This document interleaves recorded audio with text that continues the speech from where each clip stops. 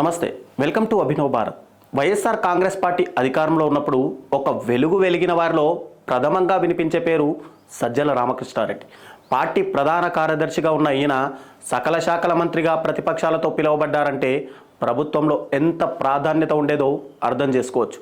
అయితే గడిచిన ఎన్నికల్లో పార్టీ ఘోర ఓటమి తర్వాత అందరి వేళ్లు సజ్జల వైపే చూపించాయి. జగన్కు పార్టీ క్యాడర్కు మధ్య అడ్డుగోడగా ఉన్న సజ్జల ఏ విషయాన్ని జగన్కు చేర్చకుండా చేశారని, ఎలాంటి రాజకీయ అనుభవం లేని కొడుకు భార్గవ్ రెడ్డికి సోషల్ మీడియా పగ్గాలు అప్పజెప్పడం పార్టీకి ఎంతో నష్టం చేసిందని సొంత పార్టీ నుంచే విమర్శలు వచ్చాయి.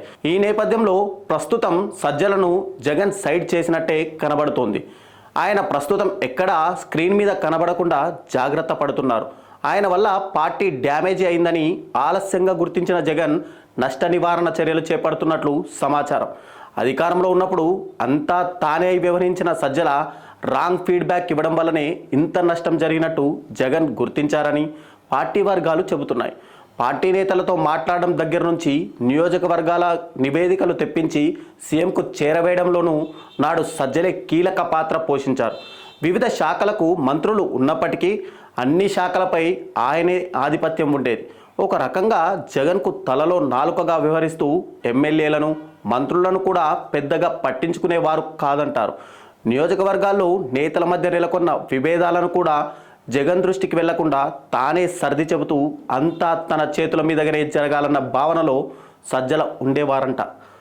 ముఖ్యమంత్రి జగన్ను కలిసే కన్నా సజ్జలను కలిస్తే పని అయిపోతుందని నేతలు భావించేవారు.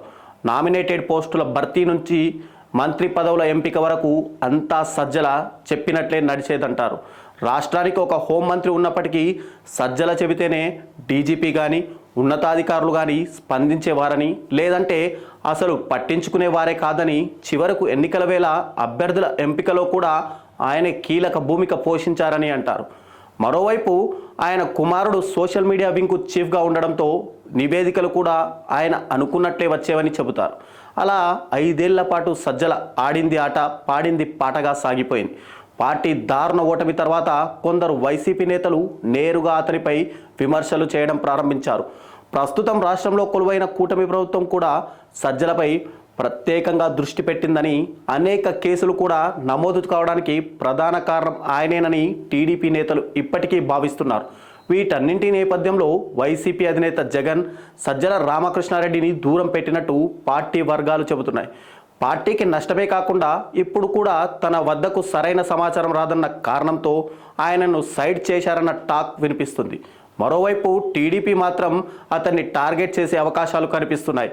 లోకేష్ రెడ్ బుక్లో మొదటి పేరు సజ్జలదేవునే ప్రచారం కూడా జోరుగా కొనసాగుతోంది. నాయకులారా, మీ పనితనం మీ అధినాయకులకు తెలియజేయాలనుకుంటున్నారు. ప్రజలారా, మీ సమస్యలను మీ నాయకులకు తెలియజేయాలనుకుంటున్నారు. ప్రజా సమస్యల పరిష్కార వేదిక మీ అభినవ్ భారత్.